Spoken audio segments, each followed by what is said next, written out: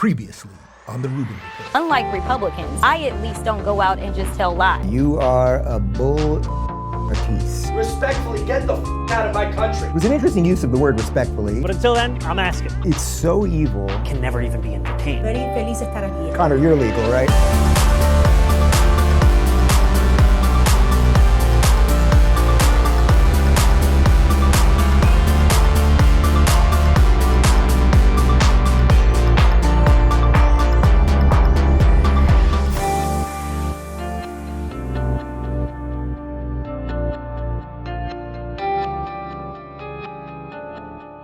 All right, everybody, it is Friday, November 21st in the year 2025. I'm Dave Rubin. This is the Rubin Report. It's time for another Friday roundtable extravaganza. And joining me is PragerU commentator, first-time Rubin Report guest, Franklin Andres Camargo, and repeat Rubin Report panelist, host of Family Matters, CJ Pearson. Gentlemen, welcome to the show. Good to see you. Thank you.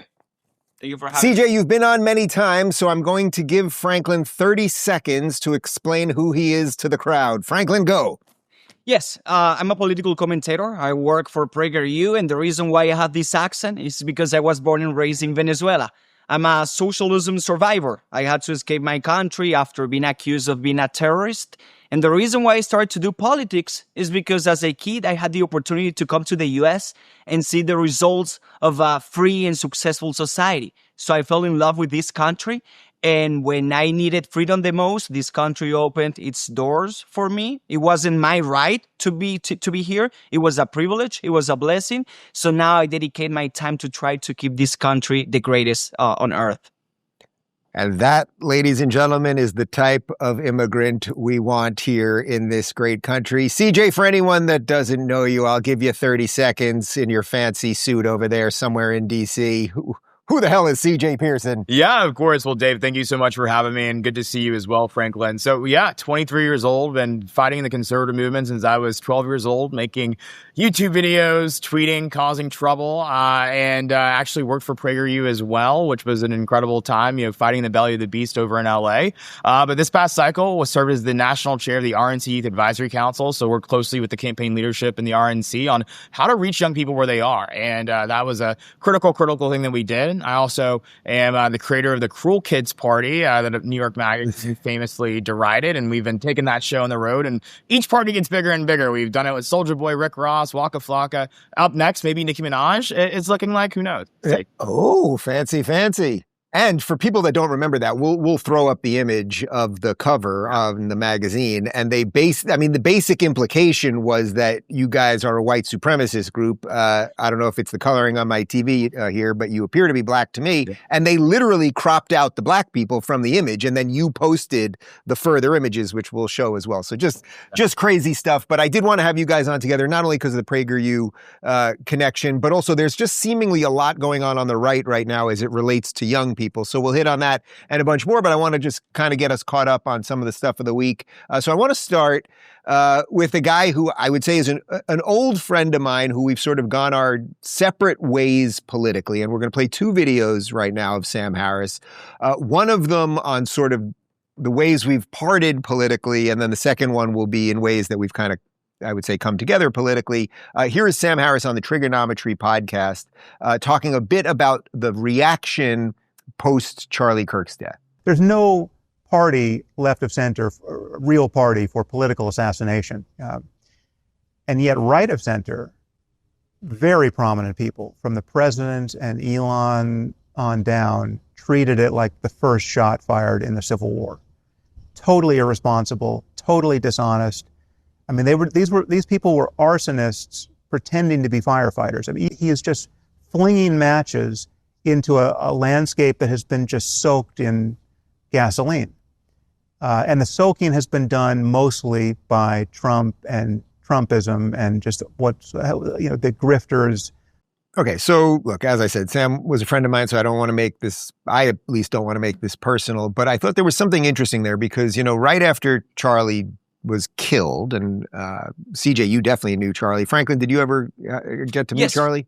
I actually met him in 2019 in a TPUSA event. Okay, great. So we all knew Charlie, but right after he died, it wasn't that from my position, it wasn't that people were suddenly all blaming the left blanket-wise for it. It was more, the rhetoric that you guys have used against us, we're Nazis, we're racists, we're white supremacists, we hate trans people, whatever, all that stuff, that at some point it would escalate to a situation like this. So CJ, first up, do you think that that's a fair diagnosis? And how deep do you think the rot is when it comes to political violence on the left? Because there's a lot of data showing that particularly young people, they are okay with it. Yeah, you even, had an article that recently came out from The Atlantic where it actually acknowledged the fact that the left has a political violence problem. When the left is losing The Atlantic, I think that's pretty indicative of where these bullets are coming from. And they're coming almost exclusively from the left to the right. And so, you talk about the rhetoric that oftentimes the left is used to describe conservatives and Republicans, whether it's fascists, Nazis, Hitler, whatever.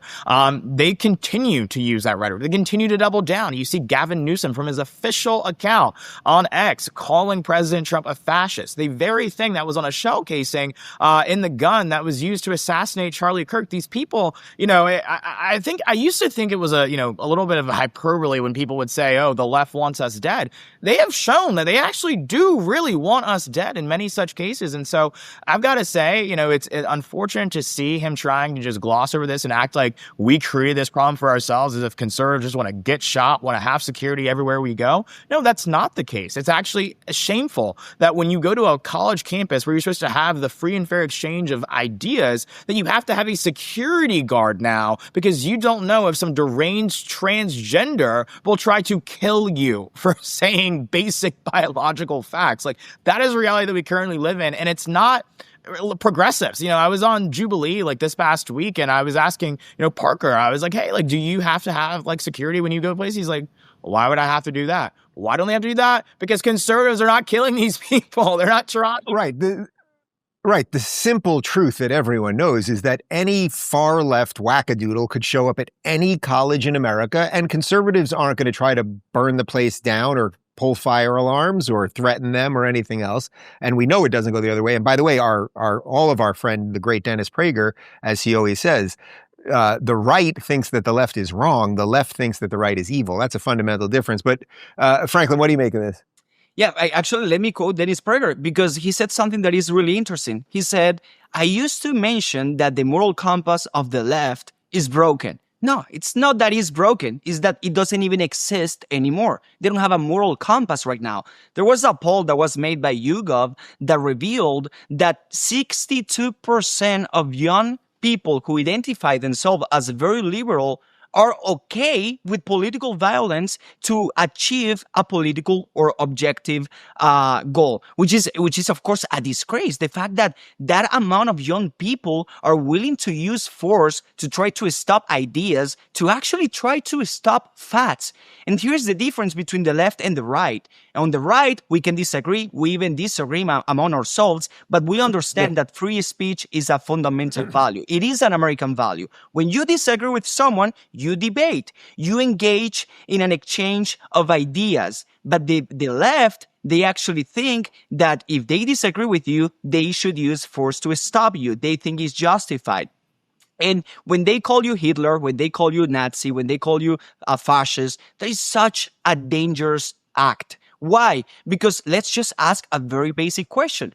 What is justified to stop someone like Hitler? Right. Anything. Of course, because he would kill you. He would go after you. He would destroy you. So you should use force to stop him, because that would be self-defense.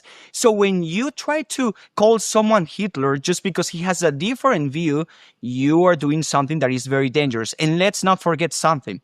Charlie Kirk, which I fully agree. I agree with him on almost everything. But even for the people who disagree with him, the thing that he would do if you disagree with him was to provide a microphone. Let's debate. Let's have a conversation. And that is the American way. Around the world, you are not allowed to do that. In many countries, in many places, even in the UK, even in so many Western nations. So we need to stop the left, because we cannot normalize this type of violence. Right. And there's also a fundamental difference between them calling us, say, Nazis and fascists, where we call them socialists and communists, because that's what they call themselves, right? Like, that's a fundamental difference. But okay, so I want to show you one other clip, because here now is Sam, also on Triggernometry, And this is someone who has had complete and utter Trump derangement syndrome and cut a lot of people out of his life who ended up supporting Trump, which is kind of unfortunate. But here he is acknowledging, I mean, this is wild, actually acknowledging that Trump has not only done good, but maybe deserves the Nobel Prize for it. I think he deserves a Nobel Peace Prize for having brought the hostages back, right? I mean, I think that's, I have no problem saying that, right? So readily admit that was a massive achievement. Whatever happens next, I mean, there's not going to be peace in the Middle East as a result of this ceasefire. So I'm very skeptical and pessimistic about the outcome, but just that piece, getting all the living hostages back, was massive. There was no Democrat who was going to do it. President Kamala Harris wasn't going to do it. Biden wouldn't have done it. Many of his weaknesses as a president, as a person, translated in that specific area into strengths, right? His unpredictability, his unprincipledness, the fact that he could just throw over the chessboard and walk away for another year. So CJ, you can see I'm trying to give the guy credit here, but what he does there at the end, you know, he's basically poking the guy who he's also saying did the unthinkable and got the hostages back and everything else. That unpredictability and throwing the chessboard up and all that, that's the stuff that causes enemies to be like, oh, we better not F around with this guy. Yeah, exactly right. It's what keeps him at the negotiation table. It's exactly why he was able to go and bring Kim Jong-un to the table when no other president had been able to do that. People forget about that. You know, he was calling him Rocket Man, all of these things, and he was threatening to basically nuke North Korea if they didn't, do what we wanted them to do. And that type of, kind of unpredictability that the president often displays is one of his biggest bargaining tools, whether it's, economic policy via his tariff policy, or whether it's just general foreign policy issues. And so, no, it's definitely a great thing that he utilizes, and he's utilized it to win. Like, my entire thing is that you can question someone's, strategies, tactics, whatever. You can't question results. And the guy gets results. Like, that's my thing. He can be mad, but he gets results. So Franklin, to that point, what have you learned? I mean, even just in your time in America, about what we call Trump derangement syndrome? Because it seems to me that, although, yes, I get it, they don't like the tweets and they don't like some of the behavior and this and that and whatever. We've all been through that forever. Yeah. But because he directionally is right on almost everything, even his biggest haters like Sam there end up crediting the guy. And then, of course, he's needling him at the end. But it tells you something about the psychology around all this. Yeah. Actually, I'm going to give him credit for that. Many leftists wouldn't even recognize something that is objectively positive about Donald J. Trump. I mean, would actually someone deny the fact that releasing and freeing the hostages is a positive thing? Well, of course, those who support Hamas and who reject and hate Western civilization would argue that it's not necessarily positive. But yeah, I see it. I see it every day. Many of the things that the left right now promotes is not even based on values or ideas, but it's just a reaction to whatever Trump does or says. If Trump says something that is objectively good, it doesn't matter because Trump said it. Therefore, the left is going to try to reject it or is going to try to oppose it. And actually, we see it with the Epstein files. They didn't care about that during 4 years when they thought they could use it as a political weapon. They tried to show some interest, but they don't really care about that. Yeah, I mean, I brought that point up several times this week. It's like, you guys had all the opportunity to go anywhere with this. You did nothing. So clearly you think this has some stank that you can attach to Trump on and all that. Let's talk about Blue Chew for a minute, and then we'll get to something on the sort of young Republican side that I think, I'd love to hear your opinions on. Blue Chew is basically the upgrade button for your sex life. These chewable tablets are designed to deliver stronger, harder, and longer-lasting erections without the hoops. No waiting rooms, no pharmacy lines, and no awkward doctor visits. Just a quick online consultation, and once you're approved by a licensed medical professional, Blue Chew sends your tablets straight to your door in discreet packaging. Blue Chew's tablets are made in the USA and prepared and shipped directly to you. The best part, it's all done online. That means no hassle, no embarrassment, just a smarter, simpler way to handle things. Great sex is just a few clicks away. Sign up at BlueChew.com and make life easier by getting harder. Discover your options today at BlueChew.com. Simple as that. And we've got a special offer for our listeners. Try the first month of Blue Chew free when you use promo code Rubin and just pay $5 shipping. That's promo code Rubin. Visit BlueChew.com for more details and important safety information. All right, so I want to show you this video of Nalin Haley. This is Nikki Haley's son. I've met him a couple times over the years. Seems like a kind of bright young guy. I'm guessing that you guys maybe have crossed paths with him. He was on Tucker Carlson talking about sort of what young conservatives want right now. Growing up here is a big part of understanding the country. We need to stop and limit the amount of foreign students that are coming into our universities. Some of them are spies, by the way, for foreign governments. But it's also just we should put our kids first. Yes. And we should also not allow dual citizenship, because that's the stupidest idea. You're either American or you're not. And everyone wants to make it so complicated. That's the thing that I don't like about the past generations. They're always about the rules, the process, and regulation. No, it's really simple. You're just America first. People should have their loyalty to America first. And if they can't do that, then this ain't the country for you. That's totally right. What about serving in a foreign military? Oh, gosh, no, forget about it. You can't do that. Of course not, right? It's ridiculous. You're not describing the priorities of the modern Republican Party at all here. No, but hopefully one day it will be. So, CJ, what do you make of this? I mean, there's obviously a lot of talk right now on what's happening, particularly with young men on the right, Tucker and the Fuentes thing, and there's obviously just a lot going on in that ecosystem right now. I'm completely with him on the foreign students thing. The dual citizenship thing, I'm not totally sure about that because, if you were a perfectly decent person who grew up in Canada and you want to become an American, do you have to renounce your Canadian citizenship just because you move here? I mean, there's something that seems a little too, that could be talked through a little bit more, but what do you think? I would say definitely for elected officials, there's no reason you should be a dual citizen of any other country. Your priority should... All right. I think that would be a fair distinction. Would be America, as far as, everyday citizens. I think, like you said, I think that there's a robust discussion to be had about that issue. I think right now, young men are definitely, disillusioned. And I think that it's in large part because of the fact that we have had this, I think we've been in so much foreign turmoil as of late. And I think there is an affordability crisis in America. There are a lot of people who've gone to college. They've done all the things that, that they've checked all the boxes, but yet they're struggling to find a job or they're struggling to afford, to live here in the country. And, we've seen, of course, the prioritization of things like H-1B visas and all of that stuff, which has, made a lot of people very, very angsty in terms of that. So I get where he's coming from, and I think that it's a discussion that's definitely being had a lot among young conservatives. Remains to be seen whether or not that'll be, adopted by the broader Republican Party, but it's definitely a conversation being had. Yeah, Franklin, what do you make of that? It seems that there's now a growing movement on the right for the government to be more involved in their lives, that the government should be fixing all of these things, which obviously is more of a leftist idea. You grew up in Venezuela, as you pointed out. I understand the inclination, but perhaps they should be careful what they wish for. Yes, 100%. And it is actually a problem. It is a problem that I think is a result of our institutions. It is a result of education, indoctrination.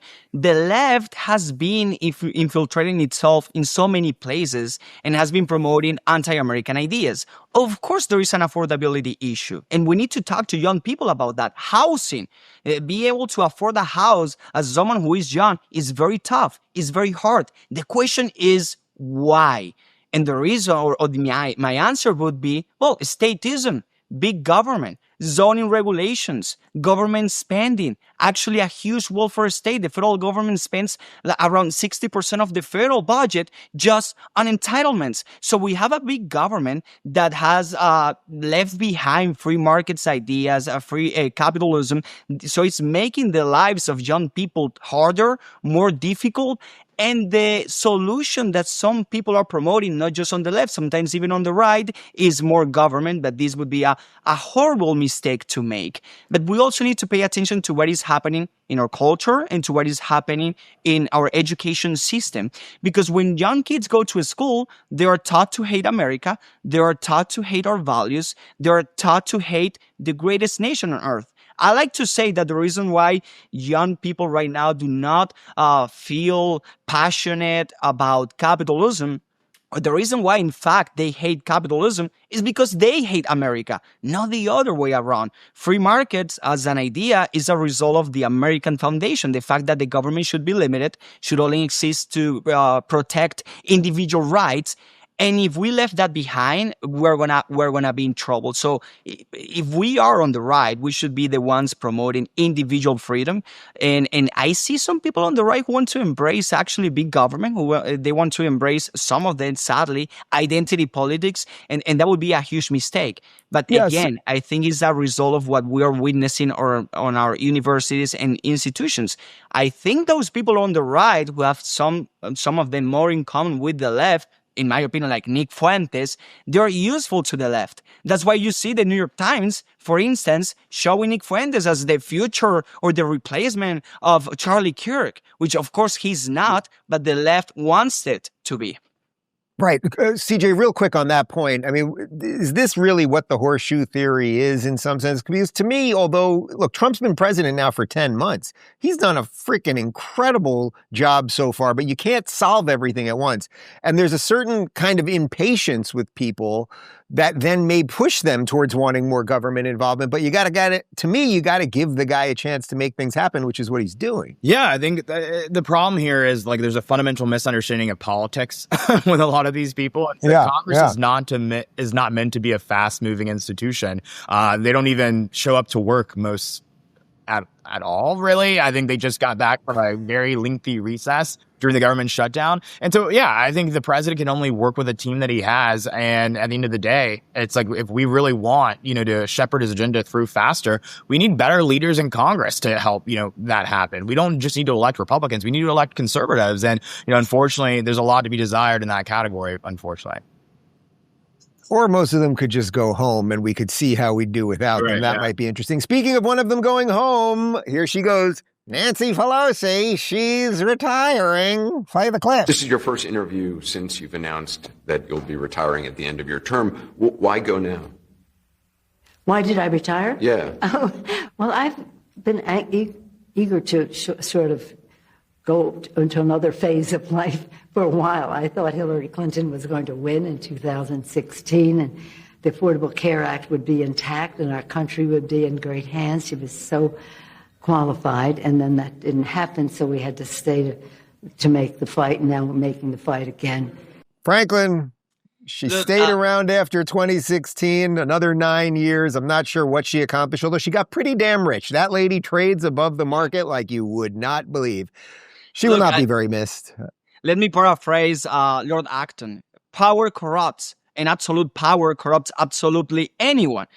The fact that a politician can have an entire career in Washington, D.C. for 30, 40, 50 years is simply disgusting. And I think that the founding fathers, when they thought about, serving the public and being a public official, they didn't think about people being in Washington, D.C. or being in politics, actually, in Congress for so many decades. It is a huge mistake. In politics, I want to see individuals, I want to see productive minds from different sectors who have been successful in the private industry, and then they can add some value to our lives. But how do we have people in Congress who haven't ever earned money from the private sector, but they only know how to survive through the government, through the state, through promising free stuff to people? And that is a huge mistake, because actually that's when corruption starts. When you find politicians, when you find individuals representing the same district for decades. It is horrible, and I fully support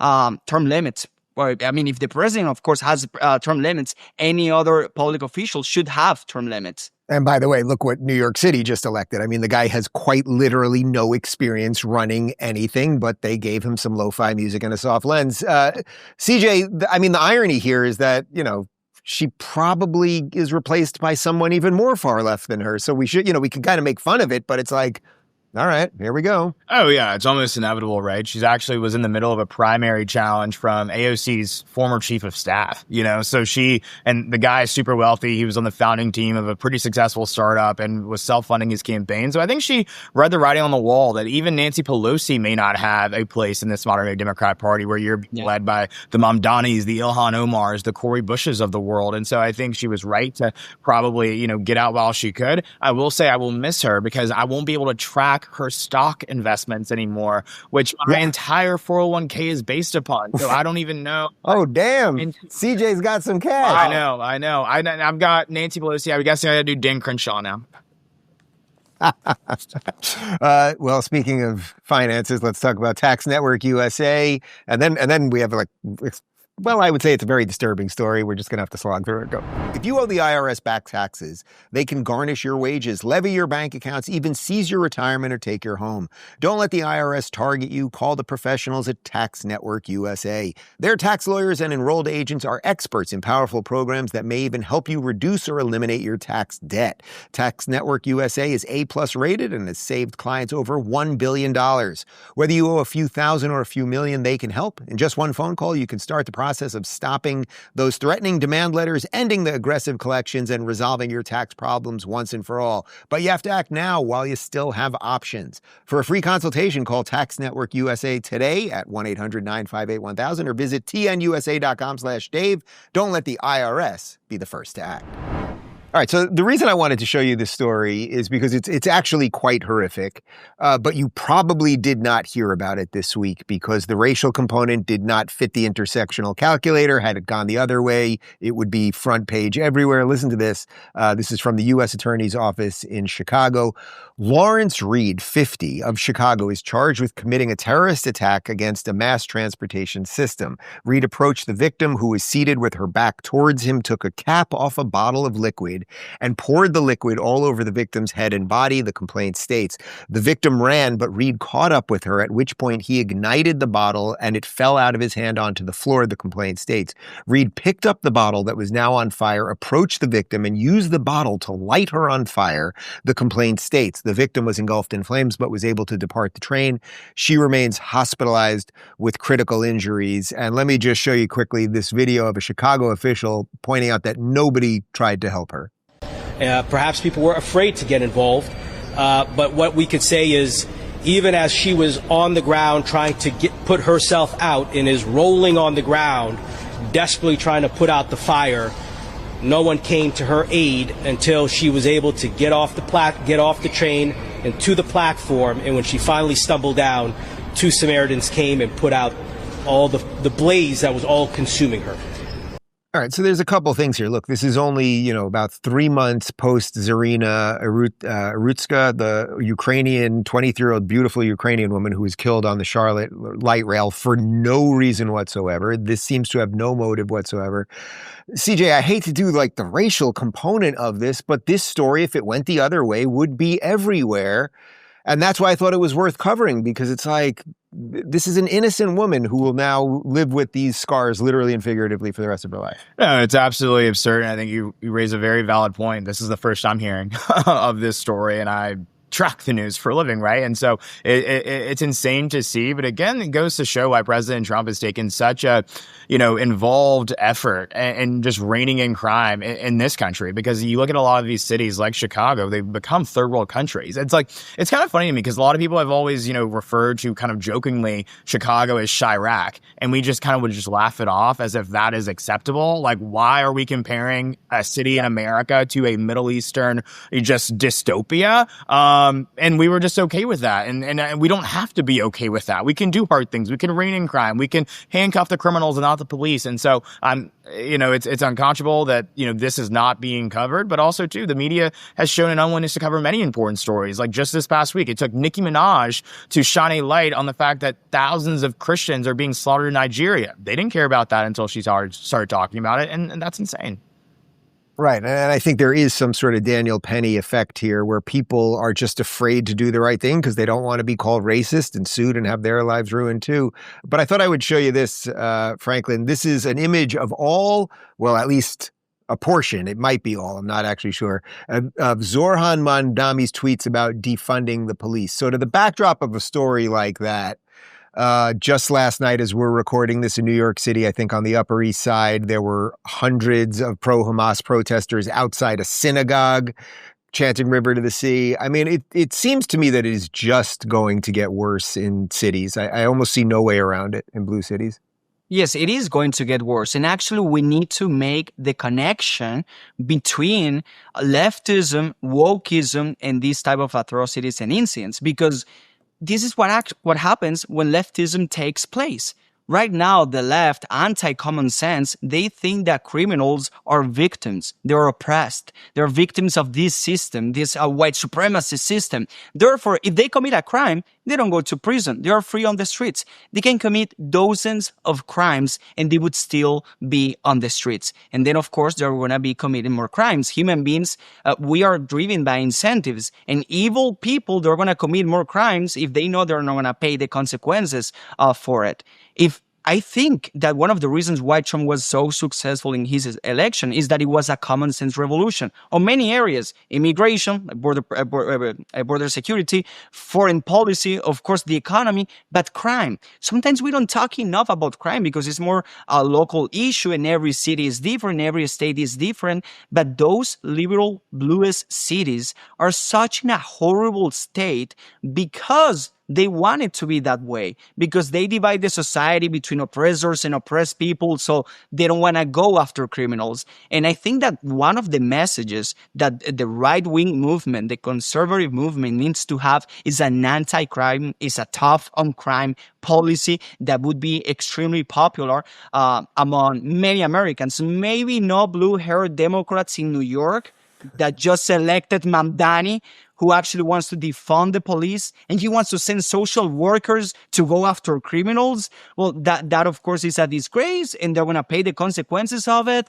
But most of Americans around the country would support that tough on crime policy.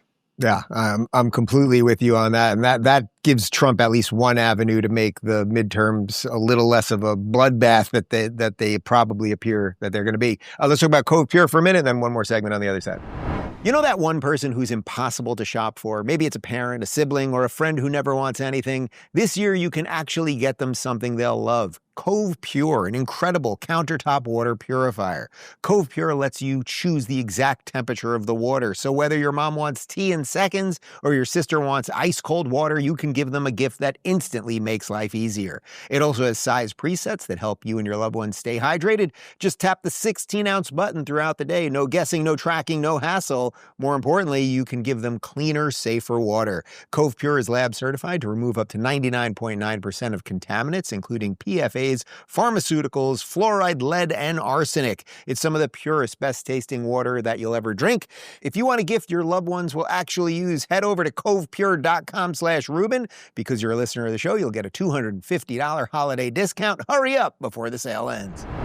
Okay, so I want to show you this video. This is Colorado Congressman Jason Crow, and he is one of the Democrats who was in I suppose it was a viral video where they were encouraging current service members to not abide by their duty, their sworn duty to protect the United States, but actually go against the orders, what they claimed were illegal orders by President Trump and Pete Hegseth. But of course, they never explained what those illegal orders were. So this video went viral. Then Crow showed up on Martha MacCallum on Fox. So when you see this video on all over the place, when you see this video on social media, I think a lot of people scratch their heads and they say, what exactly are they talking about? Are they talking about Martha, not allowing gunboats to make it to the United States carrying drugs? No. Is that what you're talking about? Martha, here's a novel idea. How about we actually prevent things from happening before they become a problem? I think that's what they're trying to do.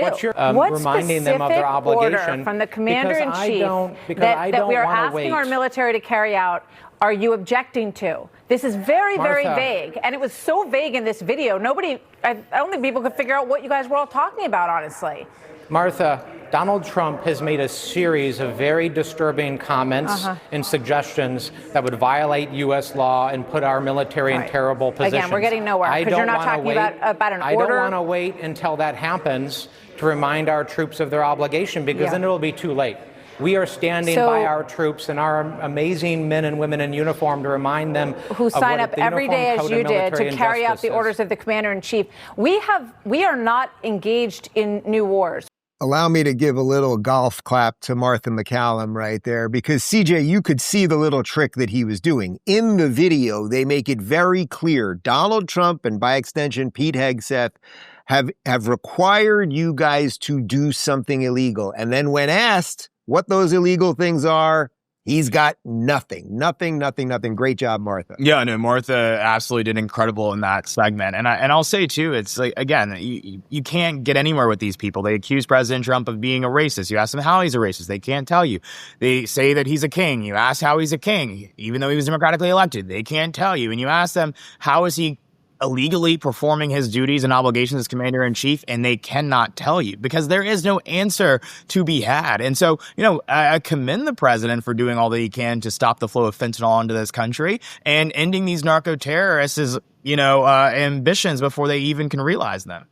Right. It's sort of what we were talking about before on these like 80-20 issues where if Trump just does the right thing, people will come along. There's very few people. Well, you're from Venezuela. There's very few people that see a Venezuelan drug boat coming here and they're like, oh, I wish they had more due process. We just don't want the drugs on our shores. Of course. And actually, they are terrorists. It's a terrorist organization. It's a narco state. When we talk about what is going on in Venezuela, it's not just another government that we dislike or just another totalitarian regime. No, they're a narco state. They're attacking U.S. citizens constantly, not just through drugs, also criminal gangs. Let's remember Trendoragua. Let's talk about Laken Riley. She was killed by a member of Trendoragua. Do we want to stop those criminals from coming into the United States? Do we want to stop those drugs? Of course we want to. So a few minutes ago, I was saying that the left is willing basically to embrace any idea if that idea opposes to what Trump is doing or saying. Well, right now it's the perfect example. Right there, that's the perfect example. They prefer to side with cartels, with narcos, with people who want to actually harm U.S. citizens, than to actually say, Trump, you are doing a great job. There is not that many drugs now coming from the Caribbean. Thank you for what you are doing. No, they of course prefer to say that this is an illegal act. And by the way, he's in some way promoting an insurrection. Let's remember that Trump is the president of the United States and he's able to do this type of operations. Of course, they can sue as much as they want, and then we have our courts and we have our system in place that can make a decision about what he's doing is legal or not. That I think is perfectly legal, by the way, what he's doing, because we're talking about terrorist organizations, and the executive branch has the power to try to neutralize these terrorist organizations. But the fact that they're promoting just so easily an insurrection is insane to me. The fact that they are willing to side with a cartel is insane to me. Around 20% of the cocaine that comes to the United States is from Venezuela. Of course, we want to stop that. And by the way, Venezuela. Unless you're Hunter Biden. Neutralize those votes, please. I'm so happy every time I see a new video. They're like, oh, poor Venezuelans. Those are criminals. I'm so happy.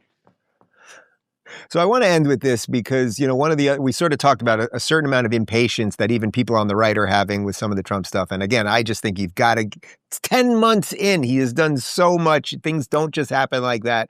One thing that does seem to be happening a little more effectively lately is the deportations. We played a video of Tom Homan earlier in the week. 650,000 people have been kicked out of the country on top of the fact that we closed the border. 30,000 children who were being trafficked have now at least returned to either their original homes or they're in the process of that. And then speaking of 30,000, listen to this. 30,000 students in Charlotte were absent because of an ICE raid. So think about this for a moment. Take a look. Class typically has 16 students in it. We had 4. District-wide, there are 145,030 students enrolled in Charlotte-Mecklenburg schools. On Monday, 30,399 were absent, 28,136 unexcused. While CMS doesn't break down the numbers by ethnic origin, Gillespie, a multilingual teacher, did. Children of parents from Angola, from Vietnam, but the students whose parents come from Latin American countries were the students we were missing. So that was kind of the line, even among the ML students, is that we were missing Hispanic students. All right. So, CJ, there's something interesting going on here. I mean, basically, the district, a third of their kids did not show up to school when they knew that there were ICE raids coming in Charlotte, which we've been talking about for, a week and a half or so. That doesn't mean that every one of those kids is illegal, because there's also social pressures. And if your friends are like, I'm ditching school, maybe you will too. but something ain't right over there. Right. No, something certainly is not right. But, if Donald Trump were a king, he's such a gracious king because they were so against, separating, children from their families in the first term. We're not separating them anymore. We're sending them all back. So I think that's a great thing to see. God bless them for it and keep doing it. Franklin, I mean, the idea that a third of a district's kids just decide not to show up, again, whether it's just like the activist class or it's like what everyone's doing, so it's a social contagion, or whether 15,000 of those kids are illegal, like this is a freaking mess. Yes, there is not such a thing as a pre-lunch. The fact that we have illegal migrants, going to public institutions, receiving public education, receiving public health care is a disgrace. It means that Americans are working really hard. They are paying taxes, and people who haven't paid any taxes or who recently came into the United States are receiving those benefits. I'm an immigrant. I think immigration is not a right. It is a privilege. This means that the United States, every time it welcomes a new migrant, that immigrant needs to be a positive gain. Economically, socially, culturally, you need to assimilate. You shouldn't go to the welfare state. And the fact that some people would find this idea racist just means that they don't have facts, they don't have reasoning to actually make a good argument, but they just want to insult so they can silence you. So there needs to, we have to do a strong work in America to try to fight illegal immigration. Illegal immigration is a problem for our country, and it is a problem, by the way, that is also negative for legal immigrants. Because when I came to the United States, I was seeking freedom, I was seeking opportunities, I came to the greatest country in the world. I don't want the U.S. to become like Venezuela. I don't want the people who destroyed Venezuela or any other or some other countries to come to the U.S. And I think that's a very, very valuable case to make. In order to protect America, if we believe in the American ideal, we should only welcome those who are going to be a positive gain. So the fact that in some schools, 20-30% of students could be illegal migrants, look, I don't blame the kids. I blame their parents. And I blame Democrats and I blame Joe Biden, of course, but we need to do something to stop it and to change it, because no country can survive if 20-30% of its population are people who haven't assimilated to the culture, who the first thing they did to come here was actually to commit a crime, or who are receiving benefits at the expense of American workers. If this all ends with the three of us on a boat back to Venezuela, you'll know things have gone awry. However, I'm feeling a little more bullish on the young conservatives after talking to both of you. Franklin, CJ, great seeing you. Guys, it's Friday, so no post-game show. We'll see you on Monday. Good to see you.